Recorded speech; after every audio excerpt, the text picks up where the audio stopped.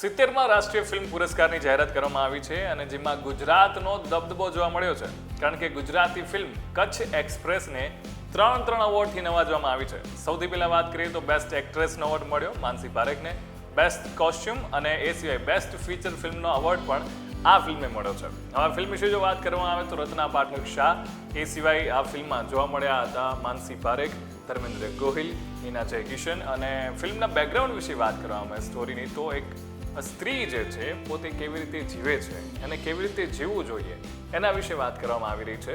અને ખાસ કરીને આ મૂવીનું મ્યુઝિક જે છે એ બહુ દમદાર હતું અને ફિલ્મના વખાણ જ્યારે થઈ હતી ત્યારે હિટ રહી હતી અને હવે આ ફિલ્મને નેશનલ લેવલે પણ બિરદાવવામાં આવી છે. એ સિવાય જો વાત કરવામાં આવે તો ઘણી બધી ફિલ્મોને એવોર્ડ મળ્યા છે. એમાં ચાહે KGF 2 હોય એને પણ બેસ્ટ કન્નડ ફિલ્મનો એવોર્ડ મળ્યો છે, કંતારા ફિલ્મને પણ બેસ્ટ ફિલ્મનો એવોર્ડ મળ્યો છે.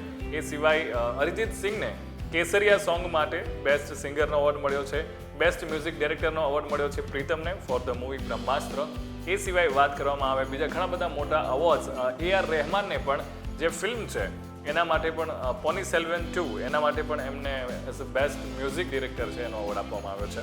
70માં રાષ્ટ્રીય ફિલ્મ પુરસ્કારની જાહેરાતમાં ગુજરાતીઓને ગુજરાતી ફિલ્મનો જે દબદબો જોવા મળ્યો છે એ બદલ ચોક્કસથી કચ્છ એક્સપ્રેસની ટીમને ખૂબ ખૂબ અભિનંદન. તમે આ મુદ્દે શું કહેવા માંગો છો અને તમે પણ બીંગ ગુજરાતી આપણે પ્રાઉડ ફીલ કરીએ તો ચોક્કસથી કોમેન્ટમાં એમને તમે અભિનંદન પાઠવી શકો છો. Keep watching vibes of India.